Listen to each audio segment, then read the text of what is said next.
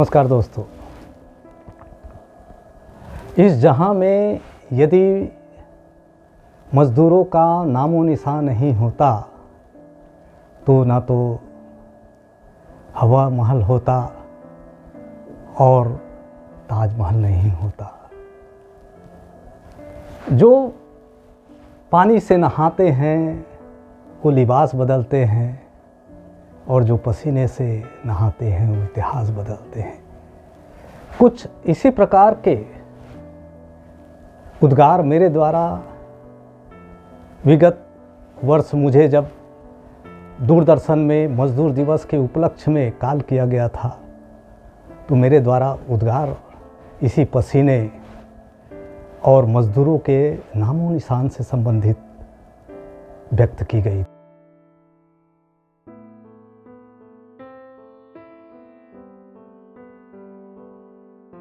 मजदूर नहीं होता तो क्या होता? आप इस मजदूर दिवस पर क्या संदेश देना चाहेंगे? बहुत संक्षेप में बताइएगा। एक्चुअली बहुत उम्दा सवाल किया है जी। मजदूर नहीं होता तो क्या होता? साहब मजदूर नहीं होता तो आज इस विषय पर आप चर्चा करने नहीं बैठते। बिल्कुल सही कहा। ये जो इंफ्रास्ट्रक्चर देख रहे हैं जी वो नहीं होता। बिल्कुल सही बात। किसी ने कहा है कि इस जहां में यदि मजदूर का नामो निशान नहीं होता, इस जहां में अगर मजदूर का नामो निशान नहीं होता जी तो ना तो हवा महल होता और ना ताजमहल होता। वाह वाह, क्या बात है। ना हवा महल होता ना ताजमहल होता। साथ ही साथ बिल्कुल मजदूर नहीं होता तो पसीना नहीं होता साहब। वाह वाह, क्या बात है। मजदूर नहीं होता तो बिल गेट्स जो सबसे रिचेस्ट आदमी हैं उसको ये कहने के लिए मजबूर नहीं होना पड़ता कि हाथों में अमीरी तब तक रहती है जी जब तक आपके माथे पर पसीना बहता है। क्या बात है, क्या बात है। बहुत गहरा अर्थ है जी। साथ ही साथ उन्होंने इसी कंटिन्यूएशन में कहा है कि दुनिया में सबसे खूबसूरत वस्तु है पसीने से भीगा हुआ सिक्का। क्या बात है, वाह वाह, बहुत गहरा अर्थ है। तो यही चीज़ है साहब, आज मजदूर नहीं होते तो हमारी दुनिया जो है आज इंद्रधनुषी नहीं होती। इंद्रधनुष, बिल्कुल सही कहा। अगर हम इंद्रधनुषी दुनिया देख रहे हैं तो मजदूरों की मेहनत का प्रतिफल है। बिल्कुल सही। और समाज और मजदूर एक दूसरे के पूरक हैं। वो समाज के हिस्सा है। जी हमारे चेहरे की मुस्कुराहट है। रज्जू कुमार जी, आपने मजदूर दिवस पर बहुत सुंदर जानकारी दी और ज़रूर हमारे मजदूर भाई जो हैं उनको एक प्रकार से मोटिवेशनल स्पीच कहा जाए सुनने को मिला, देखने को मिला। तो आपका जो संदेश है मजदूर दिवस पर हम उन तक भी प्रसारित कर रहे हैं और भविष्य में उनकी बेहतर स्थिति की शुभकामनाओं के साथ आप इस स्टूडियो में आए, कीमती वक्त निकाल कर, इसके लिए बहुत बहुत धन्यवाद। नमस्कार। धन्यवाद साहब, धन्यवाद। दर्शकों, अभी आप मजदूर दिवस पर विशेष चर्चा सुन रहे थे और चर्चा के लिए आमंत्रित थे उप संचालक श्रम विभाग रायपुर श्री रज्जू कुमार। दर्शकों, इस कार्यक्रम में अब तक का सफ़र यही। दोस्तों नमस्कार। मई दिवस जिसे मजदूर दिवस या लेबर डे के तौर पर मनाया जाता है, आप सभी लोगों को हार्दिक शुभकामना। दुर्ग में शासकीय पदस्थापना के दौरान मेरे द्वारा भिलाई स्टील प्लांट सेल का जो उपक्रम है वहाँ भी औद्योगिक स्वास्थ्य एवं सुरक्षा के दृष्टिकोण से श्रम कानूनों का प्रवर्तन का काम हमने किया है। और आज समाचार पत्र के माध्यम से जो हम देख रहे हैं कि वहाँ के अलावा बोकारो सेल के वर्कर अपने टिफ़िन को किनारे रखकर 150 मीट्रिक टन ऑक्सीजन प्रोडक्शन के कार्य में भूखे प्यासे लगे हुए हैं और इसकी उनको परवाह नहीं है। क्योंकि आज के डेट में जन सामान्य के लिए लोगों को ऑक्सीजन की कितनी महत्ता है इस बात से वो अवगत ही हैं और उनकी भूमिका देश के आर्थिक विकास को गति देने में ही नहीं अपितु आज लोगों के स्वास्थ्य के लिए वो अपने को पूरे जद्दोजहद से भूख प्यास की परवाह किए बगैर वो अपने कार्यों में नियोजित हैं और अपने अंधेरों की परवाह ना करते हुए लोगों के जीवन में प्रकाश फैलाने का कार्य वो कर रहे हैं। उनको मेरे तहे दिल से स्वागत और सैल्यूट करता हूँ इस अवसर पर। और इस समाचार के माध्यम से उनके सिर्फ कुछ पहलू को ही दर्शाया गया है और ऐसे आम तौर पर मान्यता है कि मेहनत करने वाले मेहनतकश लोग अमीर होते हैं और यदि यही मेहनत से ही लोगों की ज़िंदगी बनती, अमीरी बनती या अमीर होते तो शायद इस देश में हर मज़दूर और हर किसान आज अमीर होता, लेकिन ये हकीकत से काफ़ी दूर है। दोस्तों, हम लोगों ने किसी शेर के चंद अल्फाज तो सुने ही होंगे कि मेरा कातिल ही मेरा मुंसिफ है, वो मेरे हक में क्या फैसला देगा। तो दोस्तों, इसी को दृष्टिगत रखते हुए आम तौर पर जो हमारे शासन की योजना है उसके माध्यम से उनके प्रति किसी प्रकार की बेइंसाफ़ी ना हो और ये मज़दूर दिवस का जो इतिहास है किसी न किसी दृष्टिकोण से इसी उनके प्रति बरती जा रही अमानवीय व्यवहार का ही घोतक है। शिकागो के हे मार्केट में 4 मई 1886 में मज़दूरों का ग्रुप एकत्र हुआ और उनकी मांग भी जायज़ थी। वो चाहते थे कि उन्हें जो अधिक समय कार्य में नियोजित किया जाता है, वो चाहते थे कि वो दूर हो, उनसे 8 घंटे का कार्य लिया जाए, जबकि हकीकत में उनसे जो है 12 घंटे या 14 घंटे या 16 घंटे कार्य में नियोजित किया जाता था। और इसी के विरुद्ध में वे एकत्रित हुए थे इस हे मार्केट में और वहाँ बम गिराया गया। फलस्वरूप 7 श्रमिक मारे गए और 100 से अधिक घायल हो गए।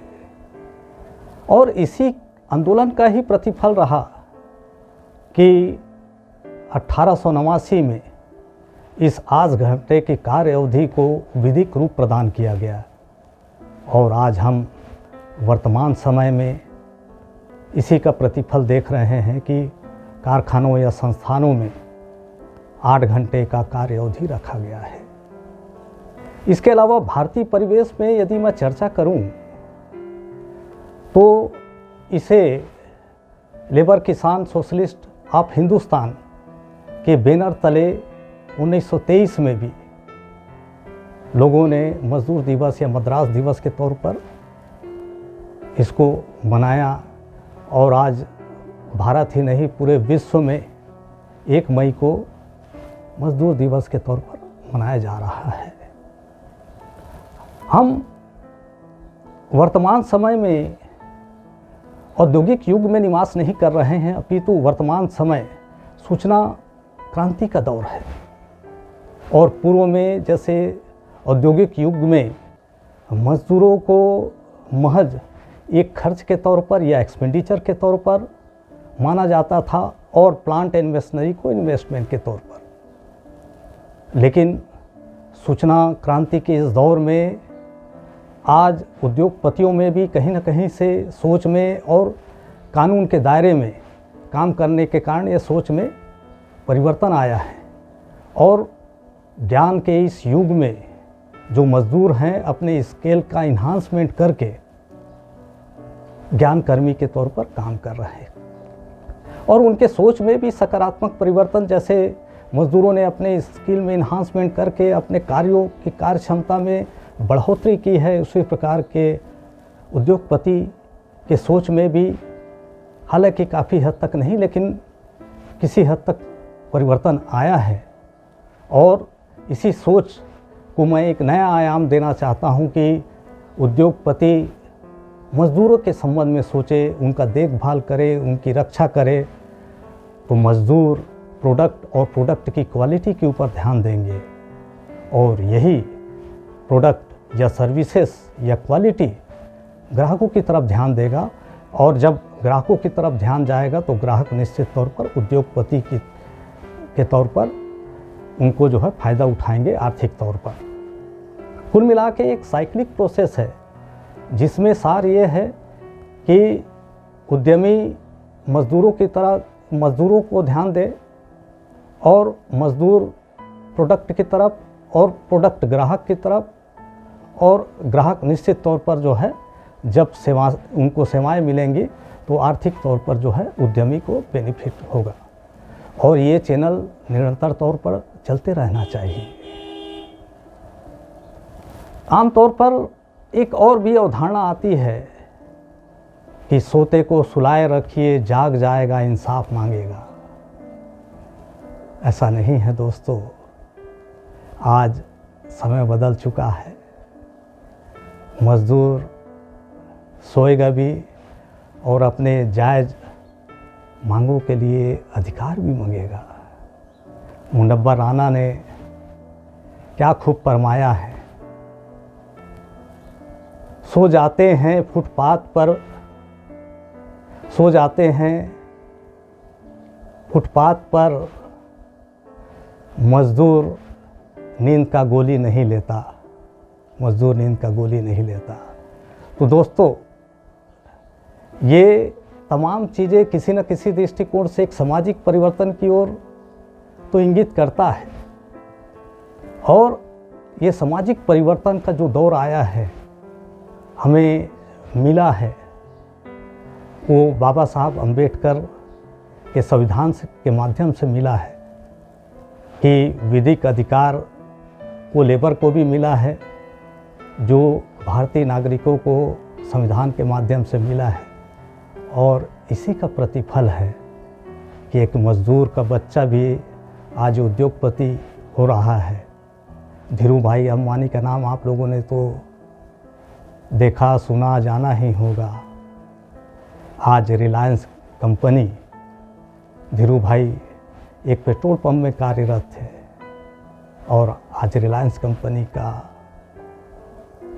ग्रोथ कैसा है, विश्व में उनकी क्या स्थान है, आप सब अवगत ही होंगे। इसी प्रकार से होशियारी इंडस्ट्री में काम करने वाली कल्पना सरोज महज 2 रुपए की दिहाड़ी में कार्यरत थी और अपना स्किल इन्हांसमेंट करके वो प्रथम बार जब 100 रुपए का नोट देखे तो एहसास हुआ कि ये 100 का नोट कैसे होता है। आज पद्मश्री वही महिला कल्पना सरोज, आज उनका टर्नओवर 3000 करोड़ रुपए है। तो दोस्तों ये समय सामाजिक परिवर्तन का है। सामाजिक परिवर्तन में आप संवाहक बनिए।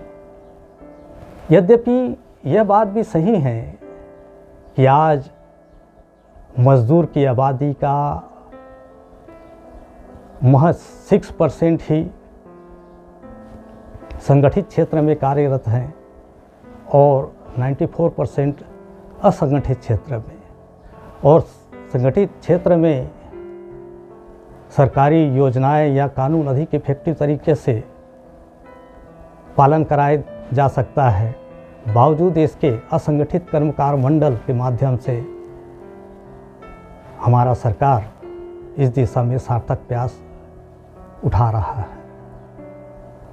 तो दोस्तों हम इस परस्पर निर्भरता वाले सोसाइटी में मज़दूर और उद्यमी गाड़ी के 2 पहिए हैं। वो परस्पर एक दूसरे के विरोधी नहीं हैं बल्कि एक दूसरे के पूरक है। और जब जब ये सामंजस्य अच्छे तरीके से स्थापित होगा तो मज़दूरों का ही नहीं, उद्योगपतियों का नहीं, अपितु एक समग्र रूप से देश का भी विकास होगा और हम सब भारतीय इस दिशा में एक संवाहक बने, ऐसी मेरी आपसे प्रार्थना है, विनती है। और जाते जाते अंत में मैं कमाल हसन का वो छोटा सा चंद अल्फाज, हम मेहनत कश इस दुनिया से जब अपना हिस्सा मांगेंगे, एक बाग नहीं, एक खेत नहीं, सारी दुनिया मांगेंगे, सारी दुनिया मांगेंगे। एक बार पुनः आप सभी लोगों को मज़दूर दिवस, लेबर डे की हार्दिक शुभकामना। नमस्कार दोस्तों।